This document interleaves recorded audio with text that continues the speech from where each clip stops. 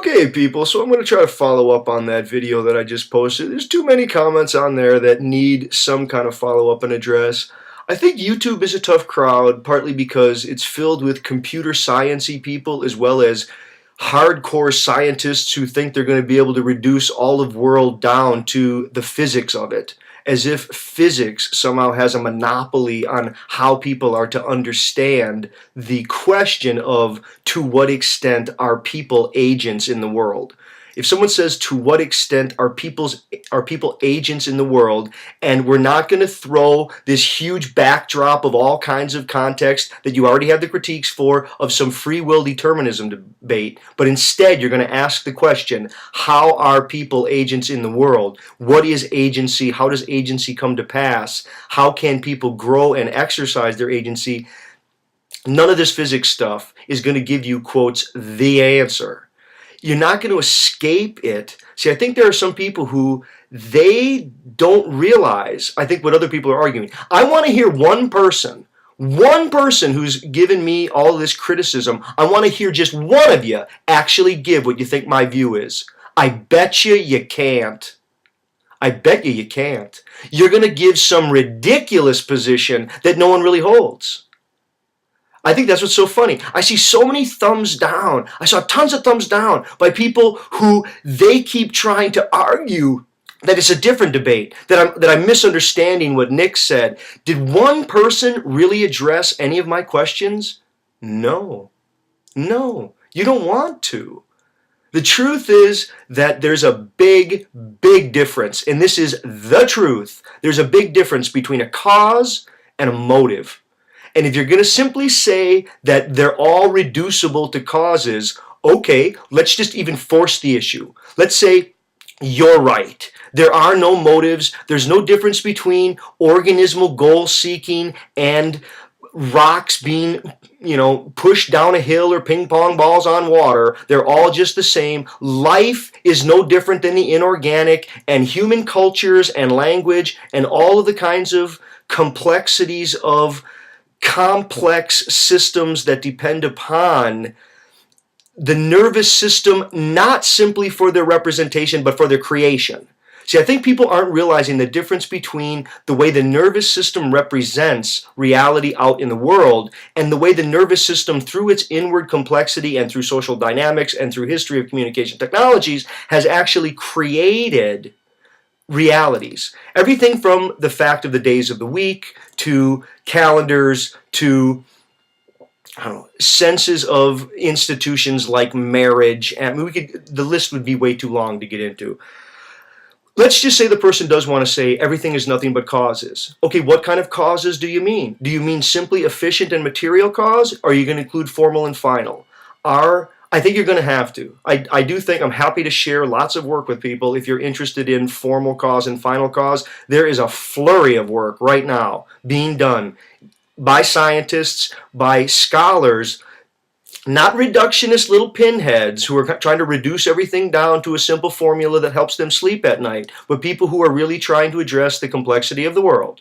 Yes, they are trying to include issues like formal cause and final cause, not in the inorganic, but at the level of organic. Part of the problem is that many people seem to believe that there just is information as a commodity or as a physical thing in the world independent of organismal goal seeking. And that's not the case. It's not like organisms go out and then they see all the information in the world and then from there they pick their goals.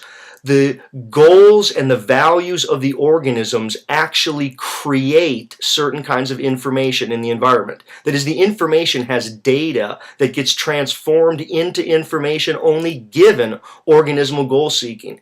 I think the issues are much, much more complex than people are realizing. So either I would like to see some person actually address and tackle some of the many issues. You could either come at it through formal cause and final cause. Are you suggesting that there aren't formal cause and final cause? If everything is causal, and I'm going to put a link to a video on formal cause and final cause, if you're suggesting that everything is causal, are you denying all forms of formal cause and final cause, even in the human realm? Okay, now if you want to get out of that, and let's admit that it's more complex than that, which I would want to do, I would say, what are the differences between causes and motives?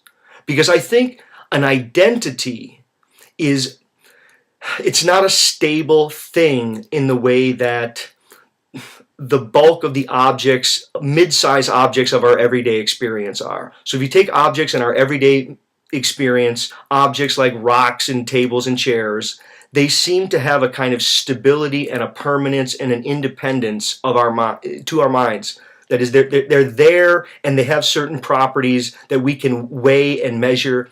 A person's identity is not that. A person's sense of self is not a measurable substance. It's not a thing that you can just lay out in terms of predicate properties. It's more like a set of rules and an abstract pattern of behavior and contingencies according to particular environments that they were in and particular background. And I mean, there's all kinds of other things related to that. And the sense of self is, it's not simply, I guess, reducible to causes. That is, a self has motives, because a self is, it's more than, it's not other than the causes. It's not outside of the causal forces. But to try to say that words cause people to do things is so problematic. I have tried to say in, I don't know how many videos, people don't pick up the video. I don't know why people won't pick up the issue, but certainly you're going to see, people are going to say something like, I think that the cause precedes the effect. But just because the cause precedes the effect doesn't mean that what preceded it was the cause. Because what precedes my action, I can just as much say that I did what I did because of what came in front of it, or I could say I did what I did in spite of what came before it, or I say I did what I did regardless of what came before it. And with that little syntactical maneuver by way of language, I can change the way I understand what happened.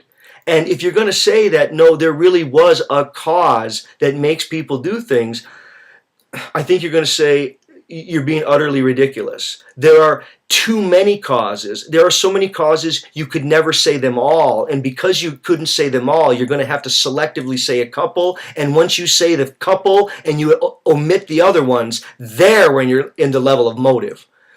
I'm going to say that again, and I want somebody to argue out of that. There's an infinity of causes. There's so many causes, you could never count them all, that made me say what I'm saying right here, right now. And so as you try to select what exactly were the causes that led into this, you're going to have to omit all kinds of other ones, and therein is going to be the omission that reveals the difference between a motive and a cause. If you can't see that, I don't think you know what an identity is, and you're trying to reduce identity to some thing like substance. It's not going to work.